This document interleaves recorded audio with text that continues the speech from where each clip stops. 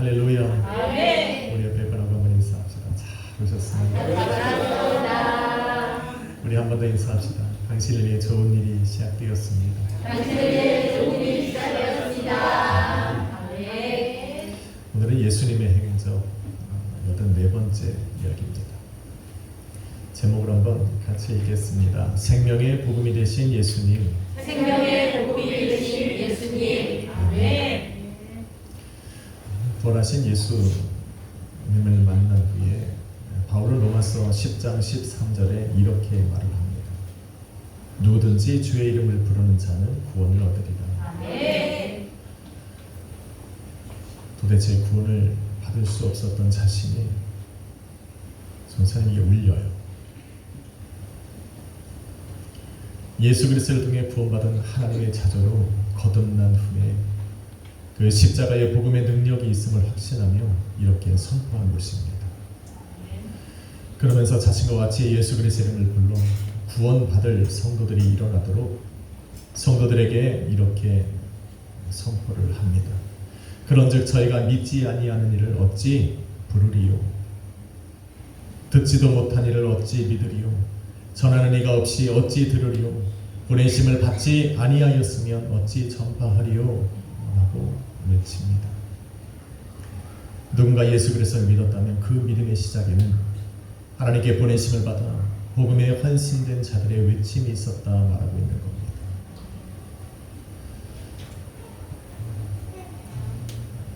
아주 오래전, 수백 년 전 가까운 일본에도 하나님의 부르심을 받고 복음을 들고 간 이들이 있었습니다.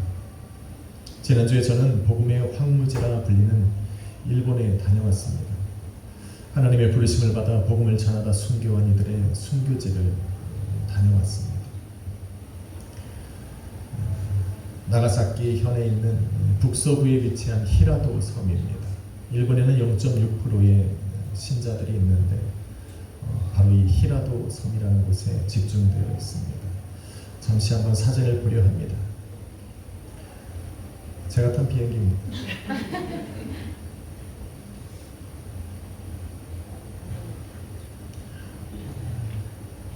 제가 사인을 주는데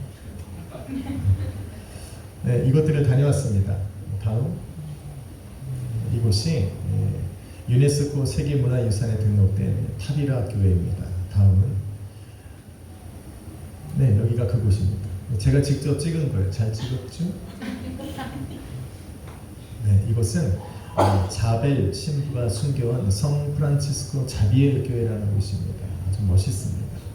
또 다음 보겠습니다. 자, 이곳은 그 중간에 드로 선교사가 순교했던 시츠 교회라는 교회가 있고, 지금 여러분이 보시는 이곳은 일본에서 가장 오래된 성당인 오우라 성당입니다.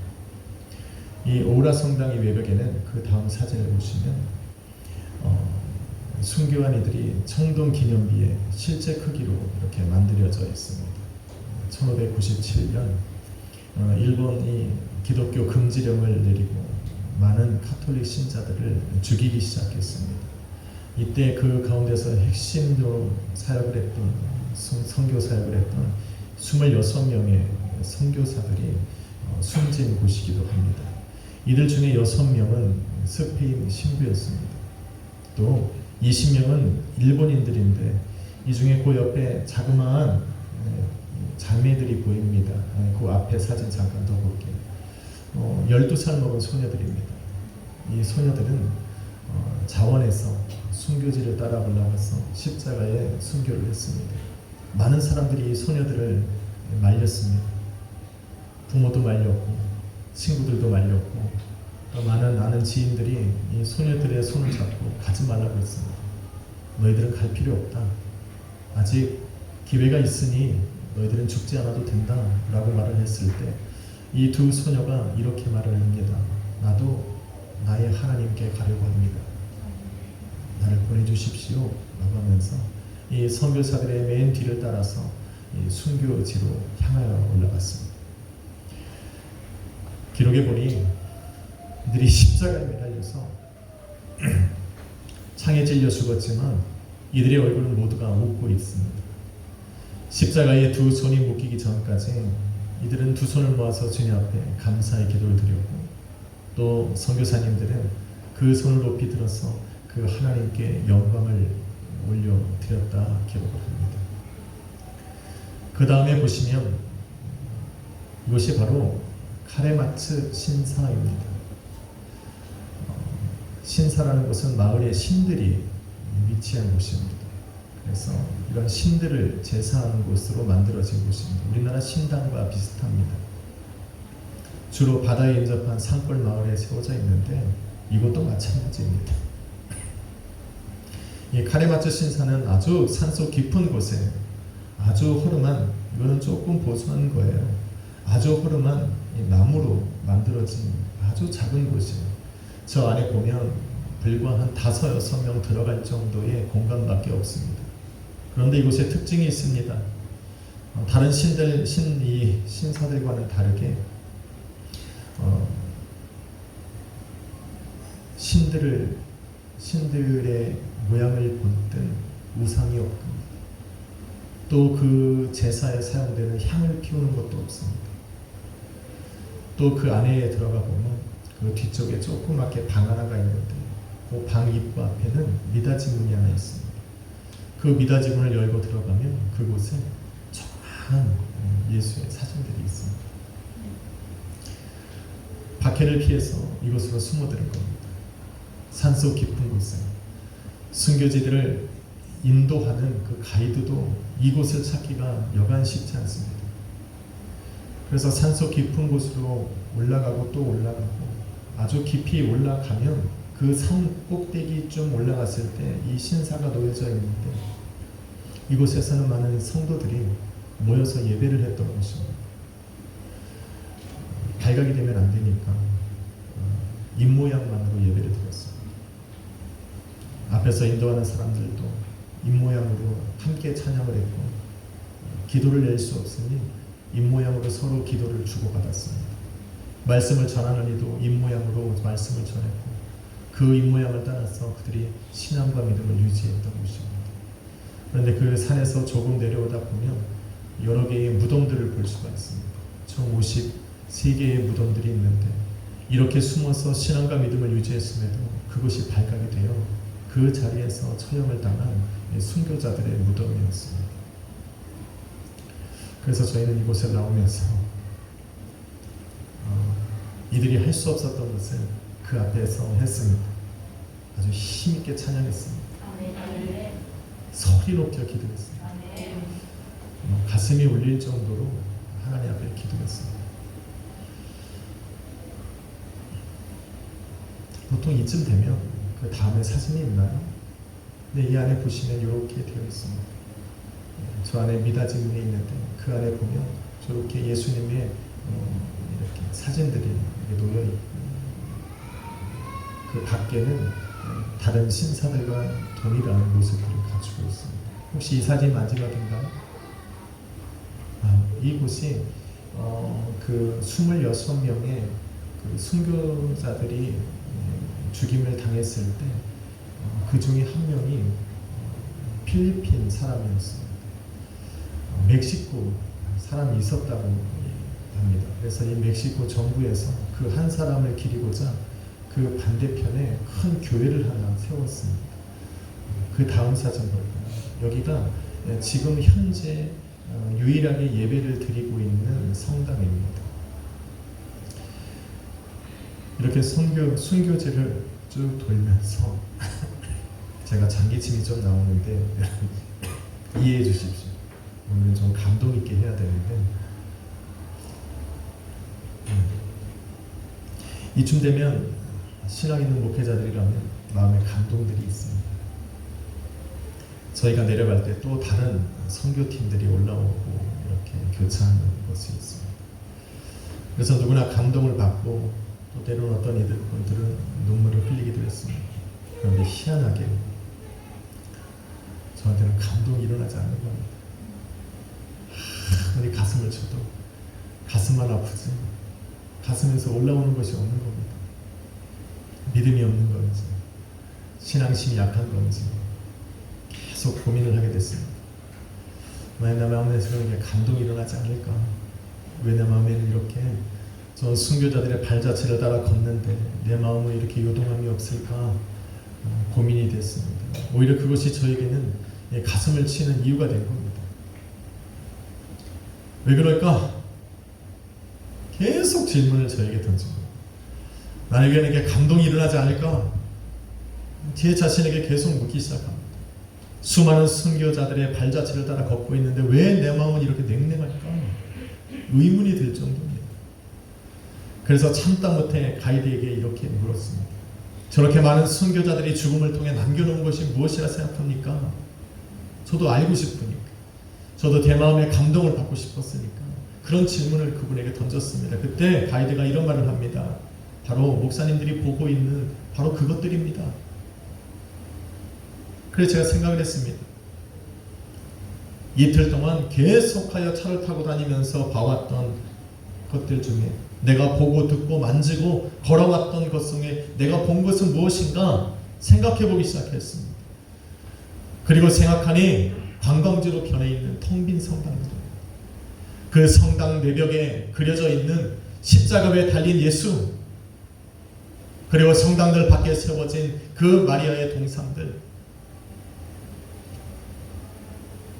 그 안에 놓여진 잘 보관된 성물들. 그런데 기억나는 것이 하나 있었습니다. 그 동상들 앞에마다 새겨져 있는 글귀였습니다. The Immaculate Virgin Mary. 원죄가 없는 동정녀 마리아. 또 어떤 곳에는 원죄가 없는 성모 마리아라고 되어 있습니다. 그리고 생각을 하니 제가 가슴이 왜 안 뛰는지 이유를 알았습니다. 여자의 몸에서 난 사람들 중에 원죄가 없는 분은 예수 그리스도 한 분밖에 없습니다. 저는 그것 때문에 예수를 믿습니다. 원죄가 없으시기에 대속의 피를 흘릴 수 있었고, 원죄가 없기 때문에 우리는 그 피로 제사함을 얻어 하나님의 자녀가 될 수 있는 겁니다. 예수님뿐입니다. 그 글귀를 읽고 나서야 저는 확실히 알게 되었습니다. 제가 일본에 와서 찾고 보고 듣고 체험하고 싶었던 것을 체험하지 못한 겁니다. 순교자들의 발자취를 걸으면서 볼 수 있을 것이라고 생각했던 바로 그곳에서 예수 그리스도의 생명을 보지 못한 겁니다. 예수님께서 십자가에 죽으심으로 남겨놓은 복음의 생명, 순교자들의 피가 뿌려진 곳마다 반드시 있어져야 할 살아계신 예수 그리스도의 몸된 교회를 보지 못합니다. 그 살아있는 교회에서 예배가 드려지는 그 살아있는 예배, 신앙과 믿음으로 예수 그리스도를 향해 예배를 하고 있는 그 성도들의 모습을 보지 못했으니 제 가슴이 뛰지가 않는 겁니다. 오래된 성당과 잘 보관된 성물들 안에는 예수 그리스도의 사람을 생명을 구원하고 또 그들에게 영원한 생명을 주는 생명이 없었어요. 예수가 없었던 거예요. 그래서 저는 제 자신에게 다시 묻습니다. 순교한 이들이 남겨놓은 것은 무엇일까? 하나님은 왜 이 사람들을 이곳으로 보내서 이들을 통해서 전하고자 했던 것은 무엇이었을까? 이들이 자신의 생명을 더 얹어 주기까지 지키고 전하고자 했던 것은 무엇일까? 고민하기 시작했어요. 잠이 안 오는 거예요. 그것이 무엇이든 예수님이 아니면, 예수 그리스도의 십자가의 죽음과 부활이 아니면, 다시 오실 예수 그리스도와 예수님을 통해 얻을 구원과 영생과 천국에 관한 소망이 아니면 그것이 무엇이든 생명이라 말할 수는 없다라는 생각이 들었습니다. 이렇게 많은 순교자들의 피가 흘렀음에도 불구하고 아직도 0.6%의 신자만이 있고, 이들 중에는 살아계신 예수 그리스도가 아닌 마리아 앞에 나와 기도하는 가톨릭 신자가 있다는 것을 생각을 하니까 우리도 가슴이 아팠습니다.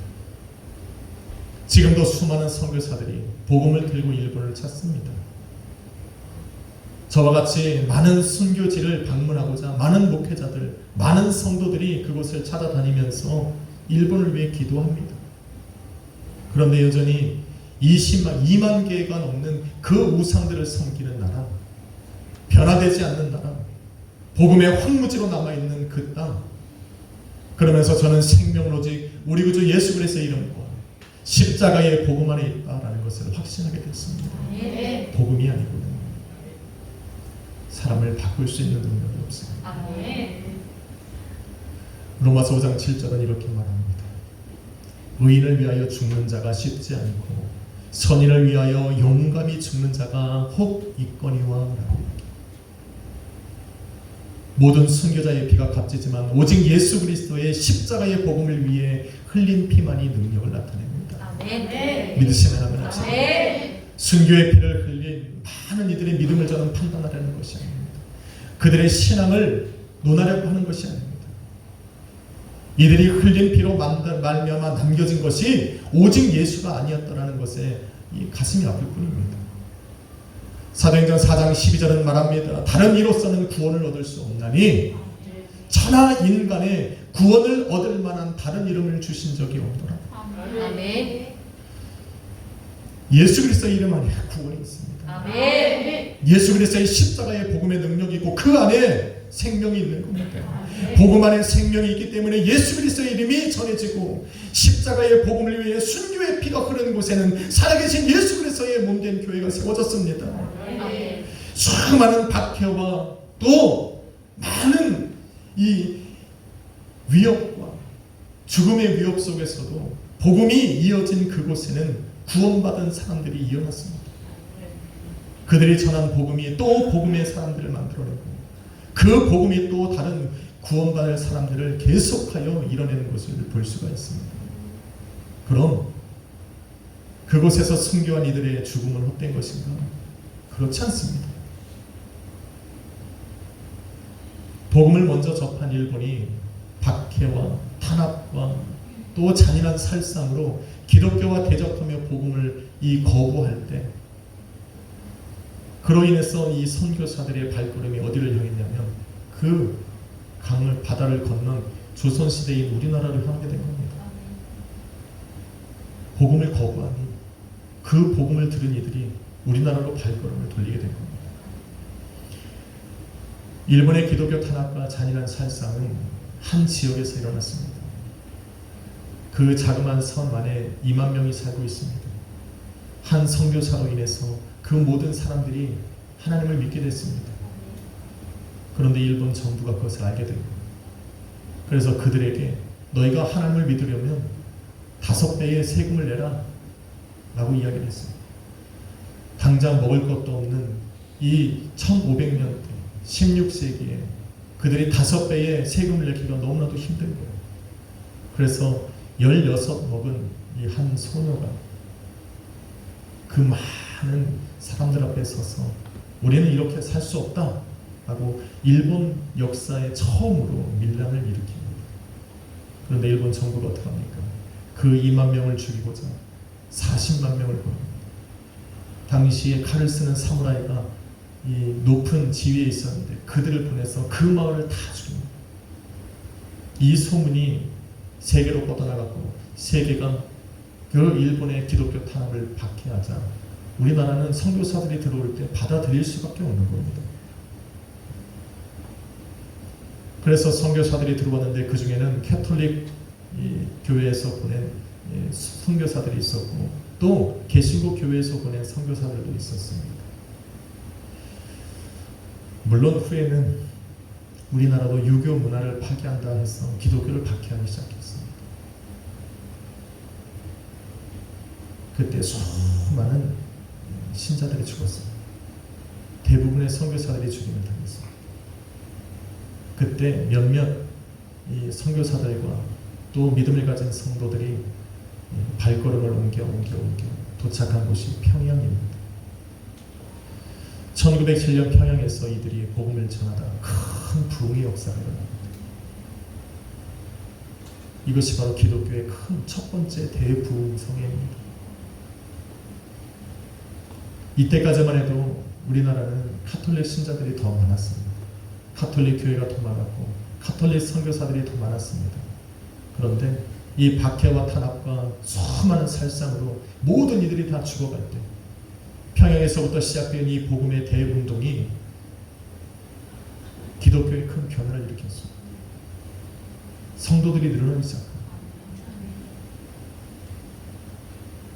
이때를 기점으로 한국은 기독교가 천주교의 신자를 압도하는 그런 계기가 된 것입니다. 기독교 탄압으로 천주교가 계속하여 시들어지고 마치 일본처럼 계속하여 교회가 무너지고 선교사들이 죽어나가고 성도들이 사라지고 있는 그때에 교회는 오히려 더 부흥하기 시작합니다. 그 수가 계속하여 늘어나는 겁니다. 그러다가 일제강점기에 들어갑니다. 일본에서 기독교를 멸살시켰던 그 일본은 그 경험을 살려서 한국에 있는 기독교 교회를 박해하기 시작합니다. 죽이기 시작합니다.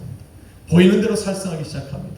그런데 일본에 있던 성도들과는 다른 것이 있었습니다. 예수 그리스도를 믿으면서도 복음을 놓지 않는 겁니다. 한 명의 성도를 죽이면 두 명의 성도로 늘어나는 겁니다. 한 교회를 무너뜨리면 그들이 펼쳐나가서 다른 곳에서 두 개의 교회를 세우기 시작하는 겁니다. 할렐루야. 아멘. 죽으면서도 복음을 믿는 겁니다. 숨어서 교회를 지키려고 하는 것이 아니라 오히려 대놓고 예수 그리스도를 위해 자기의 생명을 던지는 이들이 늘어나기 시작하는 겁니다. 그것을 바라보면서 예수 안에 생명이 있다는 걸 사람들이 알게 됩니다. 그리고 시간이 흘러 2022년 작년 통계를 보니 우리나라 전체 인구의 20%가 기독교 신자입니다. 성도입니다. 1031만 8,500명의 성도들이 늘어났고 5만 7천 개의 교회가 우리나라에 세워졌습니다. 17%의 불교와 11%의 천주교와는 다르게 시작도 늦고 아주 연약하게 시작했던 기독교가 지금은 우리나라의 주를 이루는 종교가 됩니다. 살아있는 예수 그리스도의 몸된 교회들이 각 곳곳마다 퍼지기 시작했습니다. 몇 명의 선교사들로부터 시작되어진 기독교가 이제는 세계로 선교사들을 파송하는 선교사 강국이 되었습니다. 복음을 들고 들어가지 않은 나라가 없습니다. 저도 많은 나라를 돌아봤지만 그곳에 한국 선교사들의 발걸음이 미치지 않은 곳이 없습니다. 할렐루야. 아멘. 예수 그리스도의 복음을 들어서 그렇습니다. 아멘. 그 이유는 딱 한 가지입니다. 생명이 되시는 예수 그리스도를 이들이 붙잡고 전했기 때문에. 아멘. 할렐루야. 아멘. 사랑하는 성도 여러분, 순교자들의 피는 헛된 것이 아닙니다. 아멘. 보내심을 받지 않고는 절대로 예수 그리스도의 복음을 들고 선교지를 갈 수가 없습니다. 만약 일본으로 건너간 선교사들이 예수 그리스도의 십자가의 복음을 위해 피를 흘렸다면 지금의 일본이 복음의 황무지라는 소리는 듣지 않을 겁니다. 비어서 건물만 남아있는 그런 성당들이 늘어나지 않았을 겁니다. 살아있는 예수 그리스도를 예비하는 곳들이 늘어났을 겁니다. 그 안에서 또 자기 자손에게 또 그 자손에게 복음을 이어가는 그 살아있는 복음이 살아있었을 것입니다. 그들은 저는 이들의 피가 그곳에 가서 순교의 피를 흘린 순교사들의 이 피가 헛되지 않음을 어디에서 발견합니까? 바로 일본이 외면했던 그 복음이 우리나라로 들어오고 이제는 세계로 예수 그리스도의 복음을 들고 가는 선교의 강국이 된 것에 만들었던 그 시발점이 바로 그들에게 있었다라는 겁니다. 하나님의 놀라운 계획입니다. 역사입니다. 복음을 들고 우리나라에 들어온 선교사들로 인해 믿음을 가진 성도들이 세워졌고 그 성도들이 큰 박해와 탄압과 죽음의 위협 속에서 예수 그리스도의 십자가의 복음을 놓지 않았기에 오늘 이 시간에 저와 여러분이 예수 그리스도의 이름을 들어 예비하고 있습니다. 아멘. 누군가 이런 말을 했습니다. 우리나라는 교회가 너무 많다. 그런데 한 곳에서는 한 선교사가 우리나라의 밤하늘을 보면서 감동하여 눈물을 흘리며 이런 말을 했습니다. 저 밤하늘의 높이 들려 빛나는 교회의 십자가들은 바로 복음을 위해 자신의 생명을 내어준 순교자들의 수와 같다라는 표현을 썼습니다. 누구의 말을 받아들이든 성도 개인의 자유입니다. 그러나 복음을 위해 자신의 생명을 내어준 그 순교자들이 역사의 현장 속에 지금도 남아있는 것을 보면 우리는 세상과 조금 다른 시선으로 십자가를 바라봐야 됩니다. 아멘. 세상과는 조금 다른 시선으로 교회를 바라보고 그 안에서 드려지는 살아있는 예배, 주님을 향해 드리는 찬양, 기도를 우리는 조금 새롭게 되새겨 봐야 할 줄로 믿습니다. 순교는 아무나 할 수 있는 것은 아닙니다. 그렇지만 순교의 자리에 서서 거룩한 피를 흘렸던 그 순교자들이 가졌던 신앙과 믿음으로 오늘 이 시간에 우리는 모여서 예배하고 있는 겁니다. 그 신앙과 믿음으로 오늘 우리는 매일매일 믿음의 선한 싸움을 싸우고 있고 그 믿음의 선한 싸움에서 우리로 승리하게 하시는 것이 바로 복음입니다. 그래서 오늘 본문은 이렇게 말합니다. 복음에는 하나님의 능력이 나타납니다. 오직 의인은 믿음으로 말미암아 살리라. 순교자들과 같이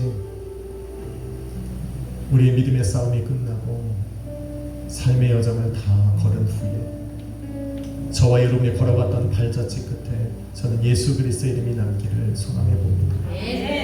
저와 여러분이 지나갔던 그 발자취들마다 누군가 그 발자취를 따라 걸어올 때 그들이 찾는 것이 바로 예수 그리스도의 십자가의 복음이기를 간절히 기도해 봅니다. 한 주간도 여러분 순교자의 마음으로 그들이 뿌려놓은 그 신앙과 믿음으로 승리하시기를 주님의 이름으로 축원합니다. 많은 어려움 속에 포기하지 않았던 그들의 신앙처럼 오늘도 우리의 삶 속에 오직 예수 그리스도를 믿는 믿음이 여러분으로 승리하게 하시기를 주님의 이름으로 축원합니다. 기도하겠습니다. 걸어가신 아버지 하나님 감사합니다. 만일 우리가 피를 흘려야 한다면 그 이유가 예수 그리스도의 십자가의 복음이 되기를 소망해 봅니다. 오늘 우리가 붙들고 무엇을 의지해야 한다면 그것이 바로 우리를 위해 십자가 위에서 죽으신 예수 그리스도가 되기를 간절히 소망합니다. 주님이 살아계시기에 오늘도 십자가를 위해서 흘렸던 그 순교자들의 피가 헛되지 않고 오늘도 함께 모여 예배하는 이 예배가 의미 있고 또 값이 있다는 것을 고백합니다. 주님 한 주간 우리 성도들 또 신앙과 믿음으로 살아갑니다. 순교자의 마음으로 또 복음을 맡은 증인의 모습으로 오늘도 각자의 삶 속에서 예수를 증거하며 살게 하여 주옵소서. 오늘 우리가 걸어가는 한 주의 길에 우리 자녀들이 뒤를 따라오며 예수를 발견하게 하여 주옵소서. 우리가 걸어갔던 그 길을 따라오는 이들이 우리를 통해 예수 그리스도의 십자가의 복음을 듣게 하여 주옵소서. 우리의 삶을 인도해 가시고 우리로 승리케 하시는 예수 그리스도의 이름으로 기도했습니다. 그래서 저는 이 찬양을 드려보려 합니다. 오직 우리의 생명 되시는 분 예수 그리스도밖에 없습니다. 그 주님을 찬양을 드립니다.